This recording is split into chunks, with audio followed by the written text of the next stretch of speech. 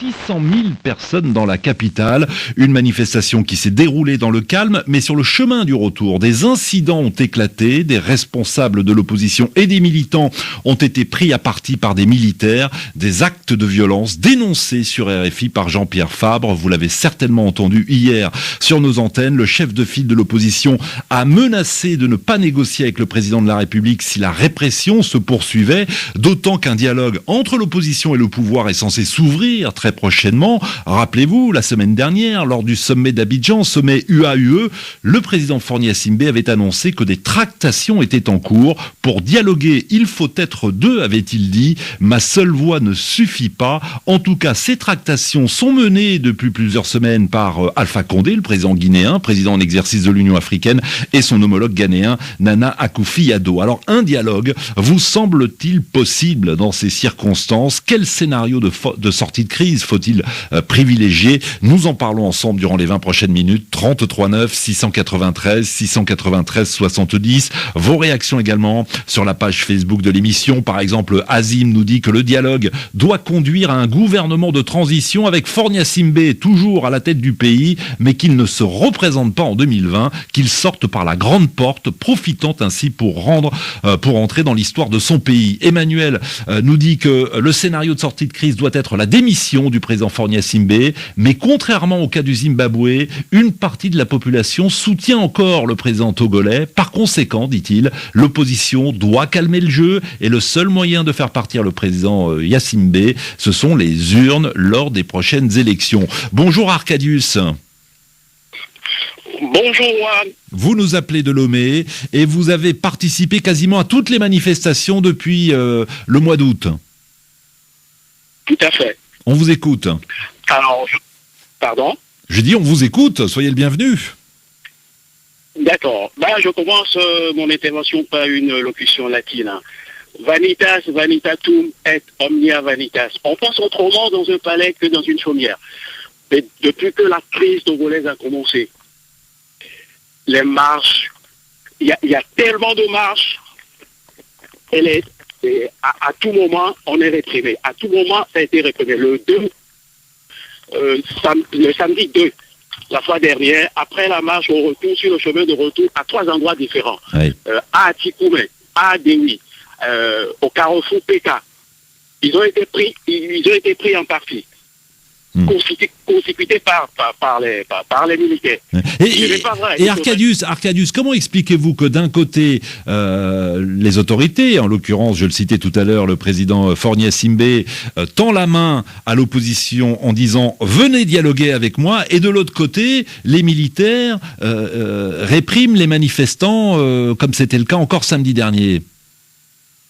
Exactement, c'est du leurre, même si le président, c'est de la poule aux œufs d'or, le président tend la main aux opposants au dialogue, mais il est un mal élu, il est venu au pouvoir comment? Qui a volé un œuf volera un bœuf? Non, on ne croit pas à ça. Oui. Et quitte immédiatement le pouvoir. Exactement. Au lieu de se mettre dans les arbusties, faisant flèche de tout bois, non, on n'en veut pas. Actuellement, bon, c'est vrai, il y a les tractations par-ci, par-là, il y a des balais diplomatiques, on voit monsieur l'ex-ministre de l'administration qui va rencontrer John Akufo et tout ça, machin. La France est en train de chercher une pièce de rechange, tout comme si le Togo est une voiture. Ce n'est pas possible. Enfin, en même temps, s'il n'y avait pas mobilisation de la CEDEAO et de l'Union africaine, vous seriez nombreux au standard à vous plaindre et à dire que voilà, une fois de plus, les instances régionales et continentales sont spectatrices. Là, on voit bien que le président guinéen tente à sa façon, mais il tente quand même de rencontrer les différentes parties, de les mettre autour d'une table pour essayer d'entamer un dialogue. Certes, me direz-vous, Arcadius, un énième dialogue entre l'opposition et le pouvoir. Vous êtes très nombreux, Togolais de la diaspora, à nous appeler. On a des appels d'un peu partout d'Europe d'ailleurs. Naki, bonjour. Oui, bonjour Juan Gomez, bonjour à tous les auditeurs des RFI. Vous êtes à Lisbonne, au Portugal, on vous écoute. Vous êtes sceptique, vous, quant à cette idée d'engager un dialogue entre le pouvoir et l'opposition? Absolument, absolument, Juan. Moi, je suis vraiment sceptique. Pour moi, une négociation ou encore une, je sais pas quoi, une conférence, je sais pas quoi, pour essayer de trouver une solution de sortie de crise, ça n'existe pas, parce que ce pouvoir a montré depuis longtemps que c'est pas possible avec. Et je vais me baser un tout petit peu sur la dernière sortie de Gilles Christ Olympio. Olympio, il a signé un accord avec ce pouvoir depuis 2010. Pour essayer de revoir au niveau de cette constitution de 1992 pour que tout revienne et tout. Ouais, Gilles Christ Olympio, pour tous ceux qui ne connaissent pas l'histoire togolaise, Gilles Christ Olympio, c'est l'opposant historique à la famille Yadema. Exactement, qui après quelques années s'est dit bon, je vais essayer de voir et tout. Peut-être qu'on pourra donner du crédit à Fort. Oui. Mais en 7 ans d'accord, qu'est-ce qui a été fait? Zéro, rien n'a été fait. Donc si aujourd'hui on laisse encore perdre du temps ou on veut encore perdre du temps, ce serait à travers des négociations. On ne veut plus perdre du temps. Ce peuple ne veut plus perdre du temps. Oui. Donc alors concrètement, que faut-il faire, Naki? Il faut que Fort comprenne qu'il parte. Enfin, qu'il parte, mais qu'il parte quand? L'opposition dit un départ immédiat. En même temps, il a été élu. Constitutionnellement, il est à la tête du Togo jusqu'en 2020. Oui, constitutionnellement, Mugabe était à la tête aussi du Zimbabwe. Donc là, on veut aujourd'hui qu'ils comprennent qu'on n'en veut plus. On n'en veut plus, c'est tout simple. Vous n'allez pas vous imposer par la force à un peuple. Vous avez parlé tout à l'heure de manifestations qui ont été faites encore samedi. Et après, qu'est-ce qui a été fait? C'est la répression. Mais comment est-ce que vous voulez offrir du pain et après, dans l'autre main, avoir un couteau pour couper la main des gens? C'est pas possible. Ouais. On va donner la parole à d'autres auditeurs. Naki, merci de nous écouter à Lisbonne sur Internet. Dominique, vous êtes à Lomé. Bonjour. Bonjour, Juan. Bienvenue sur l'antenne d'RFI. Nous vous écoutons. Oui, Juan, vous savez, je crois que ce qui fait actuellement que depuis plusieurs années, notre crise est interminable, c'est parce qu'il y a des citoyens qui vont sur des sentiers très étroits, les sentiers qui ne nous permettent pas de discuter. Il faut que les Togolais puissent discuter. Là, aujourd'hui, nous sommes dans une situation où des citoyens se permettent de dire à un président de la République élu constitutionnellement à la tête d'un pays qui n'a qu'à démissionner. Tous ces issues sont très étroits et ne nous conduisent nulle part. Aujourd'hui, il y a un dialogue en vue. Il faut que les gens puissent avoir le courage d'aller discuter parce qu'il s'agit des vies des citoyens togolais. Depuis le 19 août, combien de vies ont été perdues de part et d'autre? Ce n'est pas des solutions responsables que de se mettre dans une situation de confrontation permanente où c'est des innocents qui perdent leur vie. Il faut que les citoyens togolais comprennent que des solutions populistes ne sont pas des solutions qui peuvent nous permettre d'avancer. Oui. Mais en même temps, je vous entends, Dominique, et j'entends la sagesse dans vos propos. Asseyons-nous, dialoguons. En même temps, on sait que l'opposition ne veut surtout pas que le président puisse se représenter en 2020 et en 2025. À partir de ce constat-là, que fait-on? Oui, mais est-il possible de le dire comme ça, au néant? Là, c'est le point de vue d'une partie. C'est l'opposition qui le dit. Maintenant, il faut que le parti au pouvoir, dans le cadre d'une discussion sincère, puisse aussi donner ses arguments et on va voir qu'est-ce que ça donne. On ne peut pas, parce que à l'heure actuelle, n'eût été la dernière réforme récente votée par les délégués, enfin les représentants du parti au pouvoir au Parlement, les députés. La Constitution était dans une logique de non-limitation de mandat. Aujourd'hui, il y a eu un vote. Oui, il y a eu un vote, mais le problème, l'opposition est déçue et vous pouvez le comprendre. L'opposition est déçue car malgré ce vote, on remet les compteurs à zéro pour le président Fornia Simbe. L'opposition espérait que, vu que la Constitution stipule que nul ne peut faire plus de 2 mandats et que le président Fornia Simbe est déjà à 2 mandats et demi, eh bien, l'opposition espérait qu'il ne se représente pas et en tout cas que la loi fondamentale ne l'autorise pas à se représenter en 2020. Non seulement il pourra se représenter dans 3 ans, mais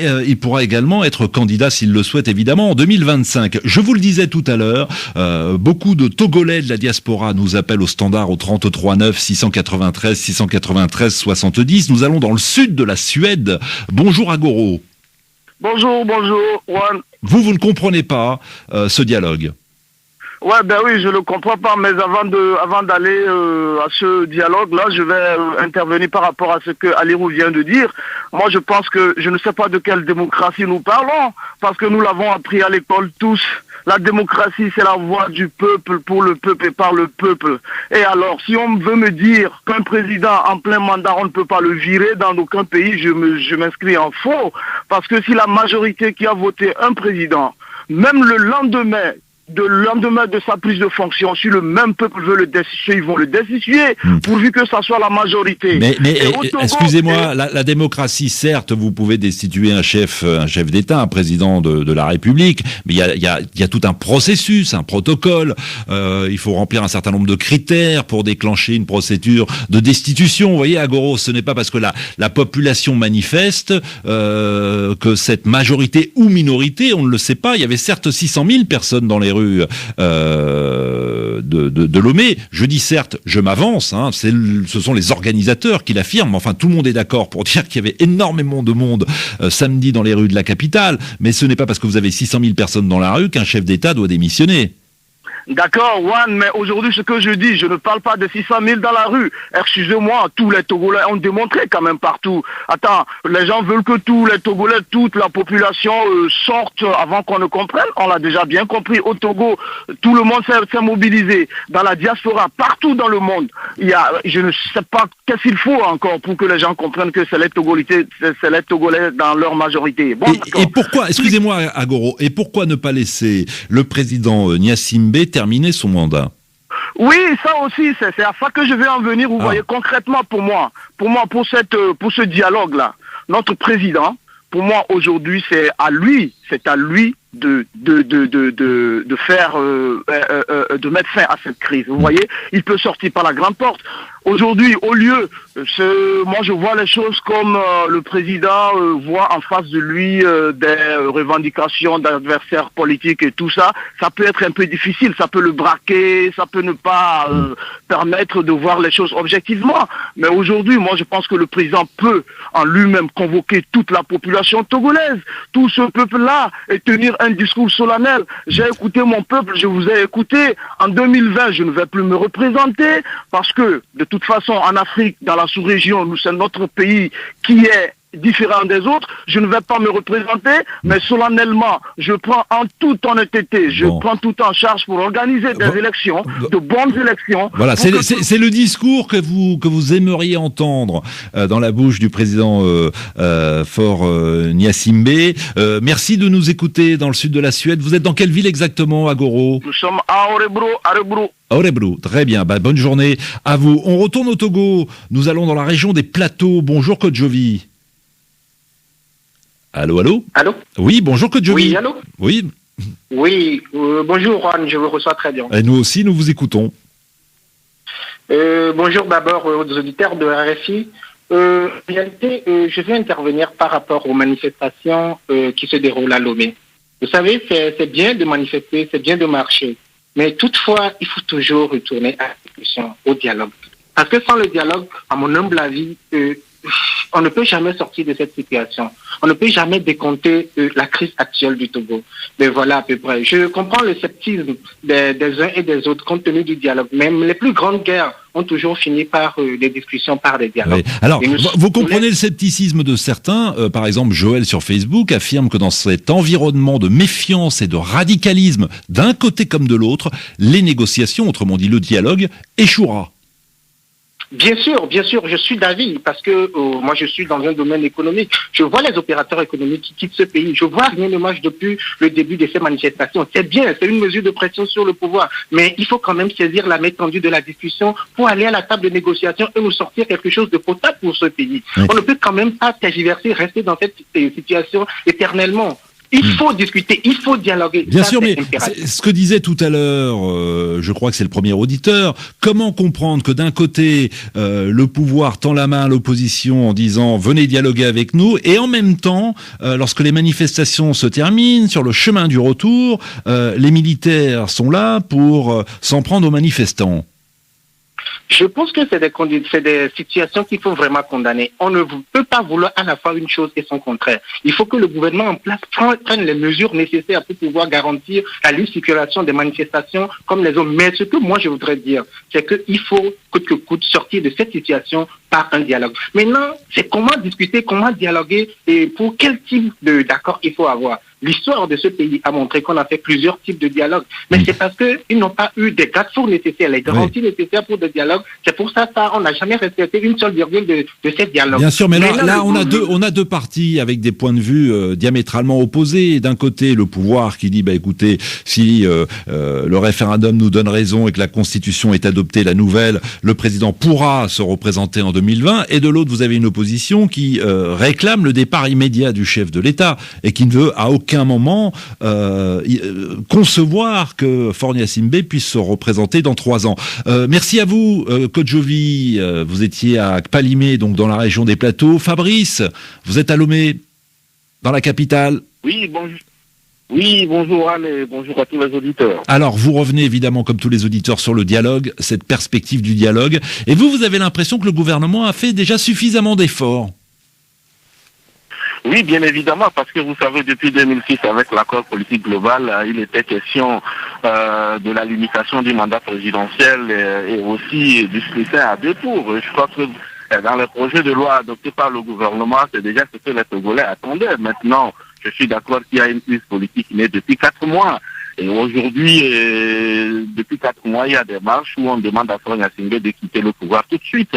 Alors c'est vrai, aujourd'hui on est à une situation où je crois qu'il faut aller au dialogue. Le dialogue est incontournable. D'autres me diront qu'on a plusieurs fois dialogué, on est au 26e dialogue et que ça n'a jamais rien apporté.